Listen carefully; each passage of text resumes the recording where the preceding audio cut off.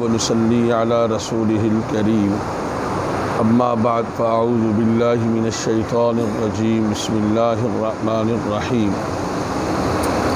حاميم تنزيل الكتاب من الله العزيز الحكيم ما خلقنا السماوات والأرض وما بينهما إلا بالحق وأجل مسمى والذين كفروا عما أنذروا معرضون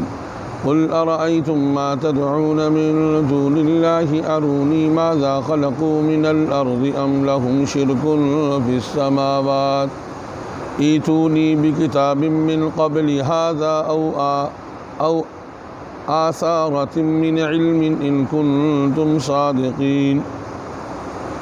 ومن أضل ممن يدعو من دون الله من لا يستجيب له إلى يوم القيامة وهم عن دعائهم غافلون وإذا حشر الناس كانوا لهم أعداء وكانوا بعبادتهم كافرين۔ سورہ احقاف آیت نمبر 1 تا 6 ترجمہ آیات۔ حامیم حروف مقطعات میں سے تنزیل الکتاب من اللہ العزیز الحکیم، یہ کتاب نازل کردہ ہے زبردست حکمت والی ذات اللہ کی طرف سے۔ ما خلقنا السماوات والارض وما بینہما الا بالحق، ہم نے نہیں بنایا زمین و آسمان اور ان کے مابین کی چیزوں کو حق کے ساتھ، واجل مسمى، ایک مقررہ وقت تک۔ والذین کفروا عما انذروا، وہ لوگ جو اس بات سے جن سے ان کو ڈرایا گیا اعراض کرتے ہیں۔ قل ارأیتم ما تدعون من دون اللہ، آپ ان سے کہہ دیجیے کیا تم دیکھتے ہو اللہ جل شانہ کے سوا جن لوگوں کو تم پکارتے ہو انہوں نے کچھ بنایا؟ ارونی، مجھے دکھلاؤ، ماذا خلقوا من الارض، انہوں نے زمین میں سے کس چیز کو بنایا؟ ام لہم شرک فی السماوات، یا آسمان کے بننے میں وہ شریک ٹھہرے؟ ایتونی بکتاب من قبل ھذا، اس سے پہلے اگر تمہارے پاس کوئی کتابچہ ہے لے کر آؤ، یا تمہارے پاس کوئی پہلے سے علم کی داستان ہے تو لے آؤ اگر تم سچے ہو۔ ومن اضل ممن يدعو من دون اللہ، اور وہ جن کی وجہ سے تم گمراہ ہوئے جن کو پکارتے تھے اللہ کے سوا، من لا يستجیب له الى یوم القیامہ، وہ کل قیامت کے دن تمہاری پکار کا کوئی جواب نہیں دیں گے۔ وهم عن دعائهم غافلون، وہ تمہاری دعا سے غافل ہے۔ وَإِذَا حُشِرَ النَّاسُ كَانُوا لَهُمْ أَعْدَاءَ، جب ان لوگوں کو جو دشمن ہیں جب جمع کیا جائے گا، وَكَانُوا بِعِبَادَتِهِمْ كَافِرِينَ، تو وہ ان کی عبادت سے انکار کر بیٹھیں گے۔ سورہ احقاف مکی صورت ہے، اس میں 35 آیات ہیں، 4 رکوع ہیں، 644 کلمات ہیں اور 2600 حروف پر یہ صورت مشتمل ہے۔ احقاف حقف کا معنی ہے، یعنی حقف اس کا مفرد ہے، احقاف جمع ہے، اس کا معنی ہے ٹیلا۔ تو ظاہر ہے کہ قوم عاد کے اعتبار سے اونچے اونچے ٹیلوں پر وہ بستے تھے، تو اسی کی نسبت سے قوم عاد کا تذکرہ آئے گا، تو اس صورت کا نام سورۃ الاحقاف پڑا۔ اور یہ حوامیم 7 میں سے، یعنی وہ صورتیں جن کی ابتدا حامیم سے ہوئی،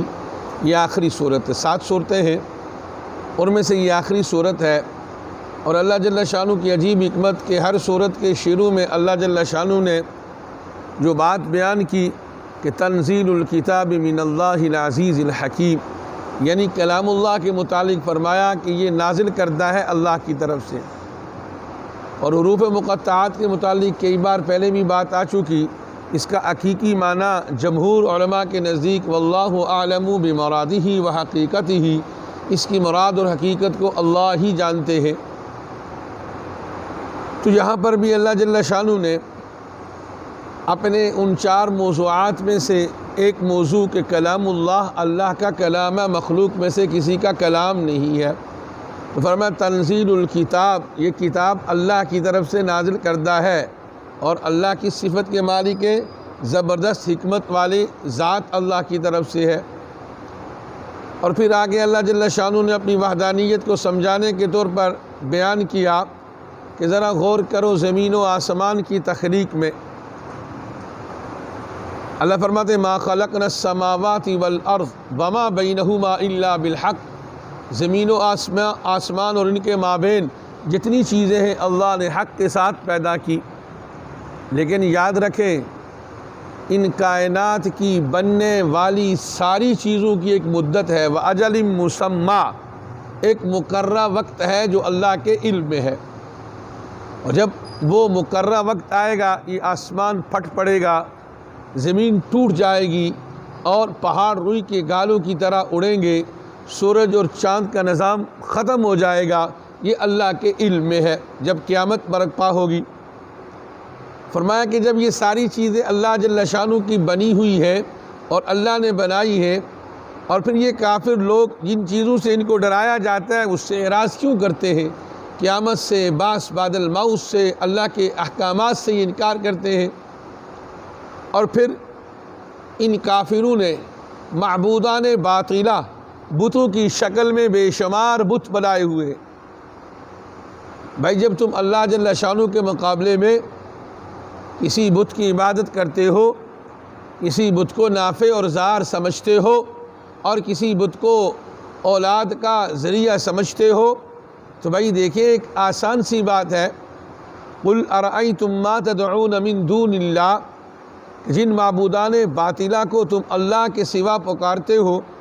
ایک چیلنج ہے اللہ کی طرف سے، أَرُونِي مَاذَا خَلَقُوا مِنَ الْأَرْضِ، پوری کائنات کے اندر زمین کے ذرات سے لے کر پہاڑوں تک اور اس کے درختوں اور اس کے نباتات، جمادات، ان سب میں غور کرو، ایک ذرے کے برابر بھی اللہ کے سوا کسی نے کوئی چیز بنائی ہے؟ ام لہم شرک فی السماوات، چلو اگر زمین میں نہیں تو کیا آسمان اور آسمان کے اوپر کی چیزوں کے بنانے میں انہوں نے شرکت کری ہے، اللہ کی معاونت کری ہے، اللہ سے تعاون کرا ہے؟ اللہ جل شانہ نے ایک چیلنج کیا اور فرمایا اگر تم یہ سمجھتے ہو کہ جن کو تم عبادت کرتے ہو اور جن کو تم معبود سمجھتے ہو، ایتونی بکتاب من قبل ھذا، اس سے پہلے کوئی کتاب اتری ہوگی لے آؤ، او آثارۃ من علم، یا کوئی پہلے کی دستاویز ہو، یا تمہارے پاس کوئی ثبوت ہو، اگر تم سچے ہو لے کر دکھاؤ۔ لیکن ایسا ممکن نہیں ہے، مخلوق تو مخلوق ہے، یعنی جن بتوں کو انسان پکارتا ہے، یا اسی طرح جن اللہ کے ولیوں کو انسان پکارتا ہے، وہ خود اللہ کے محتاج ہیں۔ جب ایک چیز خود اللہ جل شانہ کی محتاج ہے تو محتاج کی احتیاج کو کیسے پورا کرے؟ یہ جب انسان صفاحت کے اعلیٰ درجے میں چلا جاتا ہے اور اللہ کا باغی بن جاتا ہے، اللہ فرماتے ہیں اولئک کالانعام، ایسے لوگ تو چوپائے ہیں، بل ہم اضل، بلکہ اس سے بدتر ہیں۔ انسان انسانیت کے عروج پر چڑھ جائے تو فرشتوں سے آگے، اور انسان انسانیت سے نکل جائے تو درندوں سے بھی بدتر ہے، اور یہ انسان کا عروج و زوال صفات سے ہے، اعمال سے ہے، اللہ کے تعلق سے ہے۔ اور پھر آگے فرمایا ومن اضل ممن يدعو من دون اللہ،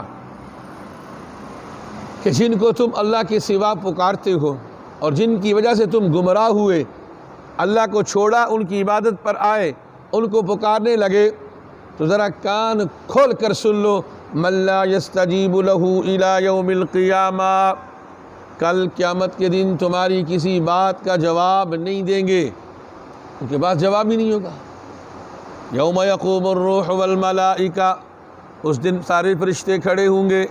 جبریل امین کھڑے ہوں گے، صف در صف کھڑے ہوں گے، سارے انبیاء کھڑے ہوں گے، حتیٰ کہ نبی علیہ السلام کھڑے ہوں گے،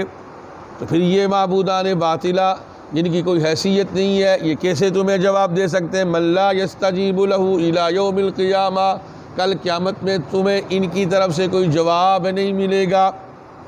بلکہ آگے اللہ نے ان کی ساری چیزوں کا کلا کما کر دیا، وَكَانُوا بِعِبَادَتِهِمْ غَافِلُونَ، اور آگے اللہ فرماتے ہیں وَهُمْ عَنْ دُعَائِهِمْ غَافِلُونَ، ارے جواب دینا تو الگ، ان کو پتہ ہی نہیں کہ کون ان کو پکار رہا ہے، وہ ان کی دعا سے غافل ہے۔ بھئی دیکھیں، ہمارا تو عقیدہ ہے انسان جو دماغ میں سوچتا ہے تو اللہ اس کو جانتے ہیں، جو سینے کے اندر اس کے وساوس ابھرتے ہیں اللہ ان کو جانتے ہیں۔ تو بھائی یہ معبودان باطلہ جن کو تم پکارتے ہو ان کو پتہ ہی نہیں کہ ہمیں کون پکار رہا ہے، یہ کتنی بڑی صفحت ہے۔ اس لیے اللہ جل شانہ سے ہدایت مانگتے رہنا، ہدایت پر استقامت مانگتے رہنا، اور اللہ جل شانہ کی ذات کی معرفت مانگتے رہنا، یہ بڑی نعمت ہے واللہ۔ نعمت اسلام، اللہ کی توحید، نبی کی رسالت، اللہ کے کلام پر ایمان، آخرت پر ایمان، یہ بہت بڑی نعمت ہے۔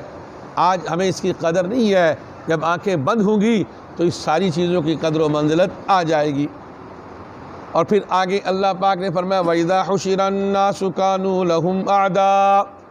جب ہم ان سارے انسانوں کو جمع کریں گے، معبود اور عابد ایک دوسرے کے دشمن بن جائیں گے، حتیٰ کہ وہ معبودان باطلہ ان سے کہیں گے ہمیں تو پتہ ہی نہیں کہ آپ ہماری عبادت کرتے تھے، نہ ہم نے آپ کو کہا کہ ہماری عبادت کرنا۔ تو بھائی جب اللہ جل شانہ نے ایک چیز کو مخلوق بنایا تو مخلوق کا کوئی کام نہیں کر سکتی۔ ہاں ایک خالق اللہ ہے، سارے امور اسی کی طرف متوجہ ہیں، ہم اپنی ساری حاجات کو، ساری پریشانیوں کو اللہ کی طرف موڑ دیں۔ اللہ جل شانہ ہم سب کو قرآنی اسلوب کے مطابق زندگی گزارنے کی توفیق نصیب فرمائے۔ اللہم ارحمنا بالقرآن العظیم واجعلہ لنا اماما ونورا وہدی ورحمہ، اللہم ذکرنا منہ ما نسیت وعلمنا منہ ما جہلت وارزقنا تلاوتہ آناء اللیل وآناء النہار واجعلہ لنا حجتا یا رب العالمین۔ اللہ